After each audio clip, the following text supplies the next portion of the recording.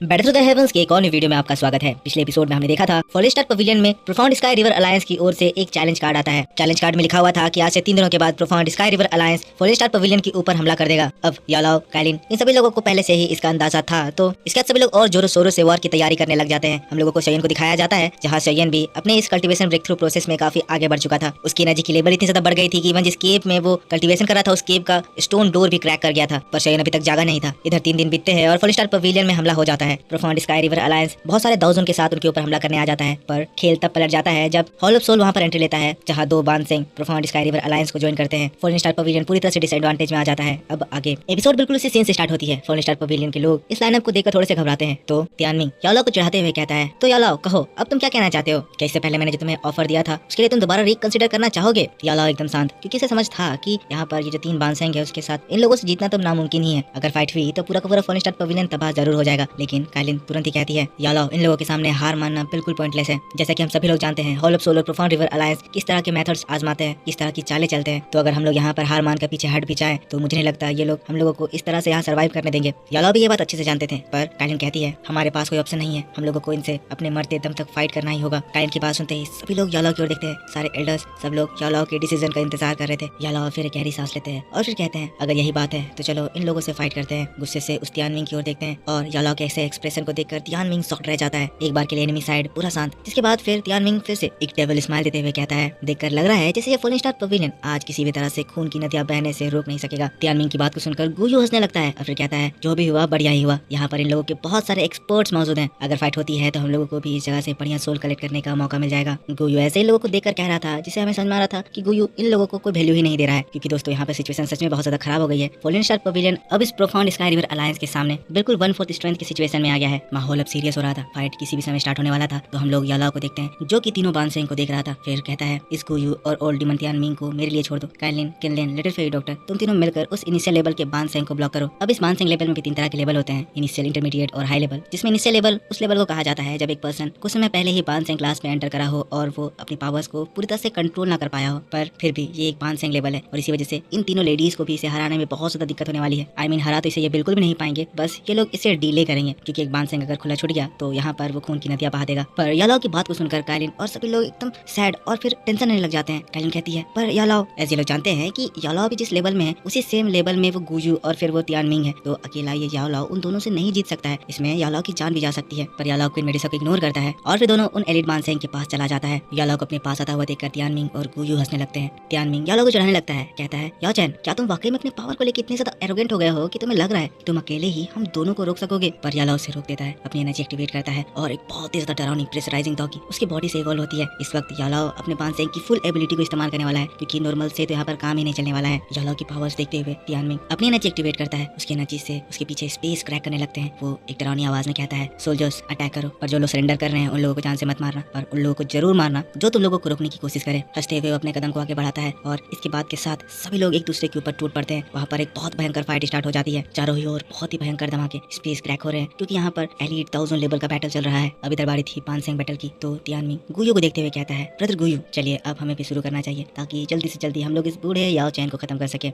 ये लोग याओ चैन के ऊपर हंस रहे हैं। गुयू हंस रहा है, हाँ में सिर हिलाता है और गुयू भी अपनी एनर्जी एक्टिवेट करता है। दोनों ही बानसेंग यालाओ की ओर बढ़ रहे हैं और तियानमिंग फिर से एक बार कहता है, यालाओ, मुझे अच्छे से लड़े हुए काफी साल बीत गए हैं। मुझे तो ऐसा लग रहा था कि मेरे बोन्स में अब जंग लग गया है, पर अब जब तुम हमारे चैलेंज को एक्सेप्ट कर लिए हो तो आज मैं अपने हाई लेवल बानसेंग के पावर को यूज करूंगा। मैं दिखाऊंगा कि मेरे प्रोफाउंड स्काई सेट के सामने तुम्हारे फॉरेन स्टार पवेलियन की क्या औकात है। अगले ही पल वो गायब होता है और एक बहुत ही स्ट्रॉन्ग क्लॉ अटैक से यालाओ के ऊपर हमला करता है। वो उसके गर्दन को पकड़ने वाला था और मरोड़ने वाला था, लेकिन इससे पहले कि वो कुछ कर पाता हम लोग यालाओ को देखते हैं जो कि एक बहुत ही ज्यादा पावरफुल पंच उसके फेस पर मारने लगता है। अब यहाँ पर यालाओ का तो प्लान था कि वो अपनी जान के बदले उसकी जान ले लेगा, पर यालाओ के ऐसे डायरेक्ट पंच को देखते हुए और ये देखते हुए कि यालाओ बिल्कुल भी हिल नहीं रहा है, तियानमिंग पीछे हट जाता है और फिर कहता है, तुम्हें क्या लगा मैं डायरेक्ट तुम्हारे सामने ऐसे ही कूद जाऊंगा? तुम्हारी लाइफ वैल्यूएबल नहीं है पर मेरी लाइफ तो है। पर अभी ये यहाँ यालाओ तक पहुंच जाता तो वाकई में यालाओ का काम तमाम हो जाता, भले ही इसका काम भी तमाम हो जाता, पर यालाओ बच गया। अब इसके बाद तियानमिंग पीछे भागता है तो यालाओ उसका पीछा करता है ताकि वो उसे मारे, लेकिन गुयू बीच में आता है। ब्लैक फॉग यालाओ को रोकते हैं और बहुत ही स्ट्रॉन्ग सोल चैन निकलते हैं जो कि स्पेस को फाड़ते हुए यालाओ के शरीर को कैद करने लगते हैं। लेकिन तब यालाओ अपना एक पाम अटैक इस्तेमाल करता है और फिर यहाँ पर उसके उतने सारे सोल चैन एक झटके में इस पाम अटैक से दूर टूट कर बिखर जाते हैं। यालाओ एटीट्यूड में कहता है, गेट लॉस्ट। अगले ही पर यालाओ का एक पंच जाता है और गुयू को जाकर लगता है, जिससे गुयू लड़खड़ाते हुए 3-4 कदम पीछे हो जाता है। इस वक्त यालाओ ने एक स्पिरिचुअल अटैक भी करा था और अकेले इन दोनों को ऐसे संभालते हुए देखकर गुयू और तियानमिंग एकदम शॉक्ड हो जाते हैं। भले ही यालाओ यालाओ कल्टीवेशन लेवल में इन दोनों के बराबर है, पर ये भी बात ध्यान रखने की जरूरत है कि यालाओ एक बहुत ही हाई लेवल का अल्केमिस्ट है और यालाओ इन लोगों से बहुत ज्यादा स्ट्रॉन्ग स्पिरिचुअल स्ट्रेंथ कैरी करता है। तो यालाओ किसी क्वालिटी की वजह से यहाँ पर 1 वर्सेस 1 में तो यालाओ इन लोगों को बड़े आराम से हरा देगा। इसी वजह से बात को समझते हुए तियानमिंग गुयू को देखता है और फिर कहता है, ब्रदर गुयू एक साथ मिलकर अटैक करो। गुयू भी मार खाकर समझ गया था, हमें सिर हिलाता है और दोनों ही एक साथ यालाओ के ऊपर अटैक करते हैं। इन लोगों के कंबाइन अटैक से एक मॉन्स्टर स्टॉक की फेरोशियस ड्रैगन अपीयर होता है और हम लोगों को इस पावर का इफेक्ट दिखता है कि पूरा का पूरा स्पेस एक झटके में ब्लास्ट होकर टूट जाता है। यालाओ अभी पूरे कंडीशन में था, पर सीनिया से शिफ्ट होता है और हम लोगों को उस तीसरे बानसेंग को दिखाया जाता है। बानसेंग यालाओ की फाइट देख रहा था, शॉक्ड हो रहा था, पर तभी अचानक से उसके ऊपर एक 7 कलर्ड लाइटनिंग अटैक होता है। ऑफकोर्स ये अटैक हमारी क्वीन मेडुसा ने करा था, पर यह अटैक इस बानसेंग को हराने के लिए काफी नहीं था। बानसेंग ये चीज देखकर अपनी एनर्जी एक्टिवेट करता है और बाकी के जो अटैक मेडुसा के आ रहे थे उनके ऊपर अटैक करके उन्हें डिस्ट्रॉय कर देता है। गुस्साते हुए मेडुसा की ओर देखता है तो देखता है सामने में एक बहुत ही बड़ा सा 7 कलर्ड हेवन सोलाइंग पाइथन था। मेडुसा का साइज बहुत ज्यादा बड़ा लग रहा था क्योंकि इसकी लेवल भी पहले से बहुत ज्यादा बढ़ गई थी। 30 अंजुन शॉक्ड होते हुए कहता है